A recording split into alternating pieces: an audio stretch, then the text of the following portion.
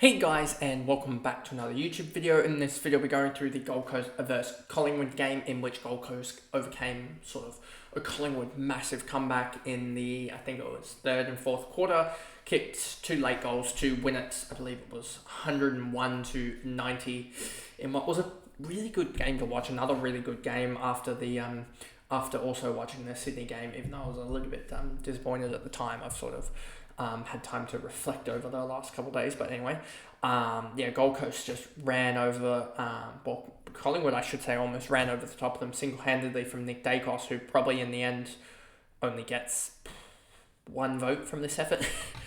He probably gets one, maybe two. I think he'll get one just because Collingwood ended up losing. So I think that they'll give the two voter to Gold Coast, one of Gold Coast players, but still a one voter from that effort. And one vote in the losing side is a pretty good effort. But anyway, before we jump into this video, remember to like and subscribe, turn the notification bell on so you know when I upload, and let's get into this video. So, Noah Anderson, 140. I thought he was pretty amazing throughout the game.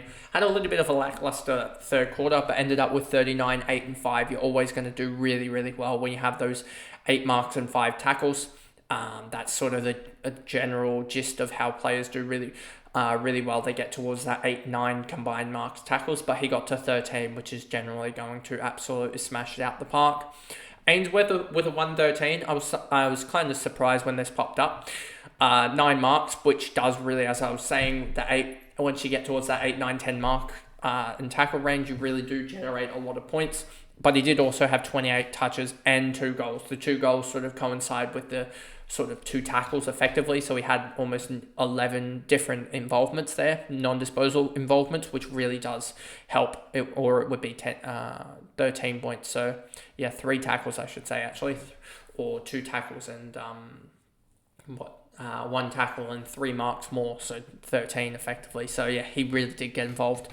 Flanders had 33, 3 and 3 and a goal. He did slow down after the first quarter. He was off to an absolute flyer in the first quarter, did slow down quite dramatically, but still ended up with a 104, which is just what we need out of a forward, or anything over 100 at this point is good. Miller, 100, 23, 23, 12, 42, really came alive in the last quarter when it was needed. He ended up laying, 4 tackles in the last quarter, which ended up being here 4 of his 5 tackles for the game, 31 touches for him in the game, as well as 2 behind. So if he could have finished the 2 behinds, he finishes on a 110. But he gets to the clean 100, which is still all right for a midfielder. It wasn't the best, but in a week where we had a lot of 80s scoring and 70s, like you'll see in my fantasy review on Wednesday, 100 wasn't too bad. Jared Witts, I was a little bit surprised he didn't get more in this game, but only 32 hitouts for him compared to Darcy Cameron with the 28. I thought Witts would overpower him, but then again, also you have to remember that Witts didn't play for 10 minutes. You take 10 minutes out of the 120 out for him, because he probably missed 6 or 7 minutes more than he would have. 6 or 7 minutes, he probably could have contributed another 6, 7 points, maybe another couple of hitouts, gotten to 100 maybe. But yeah, he just was a little bit below his usual self. Will Powell, 83. He was pretty good in the third quarter with 29 and 28 in the fourth as well. But aside from that, he really doesn't get the big scores, but he's sort of just that 80s guy, it seems like. Alex Sexton, 79. He's not really outscoring anyone, to be honest with you.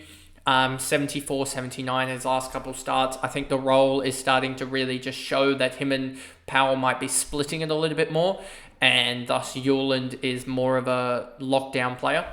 And that's really not going to move anyone forward who has Sexton. So I'll be trying to upgrade to Rankin, Caldwell, any other forwards there. Lukosius, Graham was really good, 73. He's been one that I've been surprised about. He ended up with 22, 3 and 3. What did Sexton end up with? 24 and 3. So I was surprised he got 3 tackles in there. Lukosius as well, 2 goals, 3, 16 touches. Holman, Joel Jeffrey with the 20 touches, 6 marks. So he ended up with a 72. Matt Rowell only a 71, just didn't get the tackles up that we sort of expect. We expect him to lay 7-8 tackles. Didn't get up there. Bodie Yuland ended up with 18 touches, 4 marks, 3 tackles. Pretty good in the third quarter with a lot of impact there, but outside of that, really went back to his lockdown best, which we saw in his first year. King, Long, Collins, Day, Cloese with a 46. He really didn't do anything after quarter time. Yeah, it was on 25 at quarter time, and I thought, wow, he's really going to impact this game. And he just had 21 in the last 3. Ballard, McAndrew, Berry, Swallow, and Humphrey. Then we go over to Nick Dacos and the Collingwood Footy Club, 45 in the last quarter. After a 35 start, 16-19, and then 45, including a late goal as well. He ended up with 32 and 2. And yeah, 4 marks, 3 tackles. Probably could have asked for a little bit more in the non-disposal sort of, I guess, area, as he did give away 3 free kicks and got 4 himself, which is a -5 split. So what's that? 8, 20, 32 non-disposal points out of 115 isn't the greatest. Probably want a little bit more towards that 35 to 40% split rather than a 28, 29% split. But that's sort of just an extra tackle or 2 from Nick Dacos. Darcy Cameron, 108, he was huge, but running back into the hole, he did end up with 5 marks, 5 tackles, 28 hit outs, 16 touches himself, so he was pretty impactful. Josh Dacos, I think he butchered the ball a little bit. I'd need to double check that, but he ended up with 20 touches, 5 marks, 6 tackles, so he was doing a lot of the non-disposal work. Let me just check what his Supercoach score was in the end. It was what was Josh Dacos' Super 100? So I don't think he butchered the ball too much. Let me check what his actual stats were. Let me just give a quick check of this. He ended up kicking it at 65% with 0 turnovers. That's a little bit surprising, not going to lie. Let me just try and find the clangers to see what was the clanger count for him, if he had any. Doesn't look like he necessarily had. He had 1 clanger, which I'm guessing might be no free kicks again. So just a clanger. That was it. Which isn't the worst from him at all. Much better than I think a lot of people would have thought, to be honest with you. And yeah, so he wasn't actually that bad this week.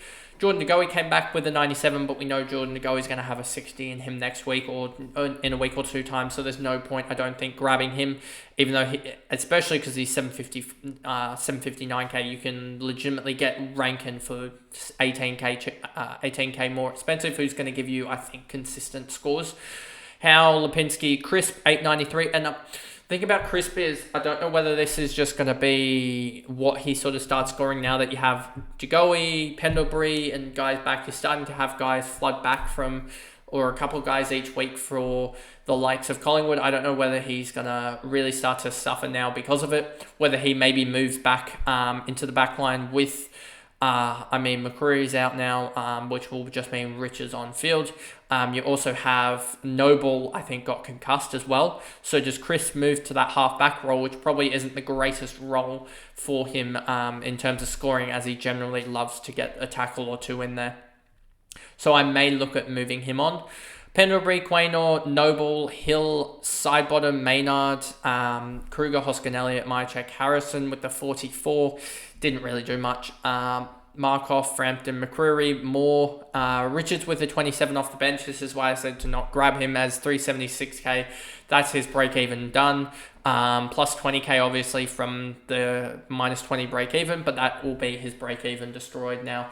And then Sullivan with the 25. I'm glad that I didn't have him anywhere. I don't think I traded him out, I think, on his buy, and rightfully so. Is 4777. He didn't do anything, basically 9 touches, 1 mark, and a behind. What did Richards end up with? 6 touches, 2 marks, a tackle.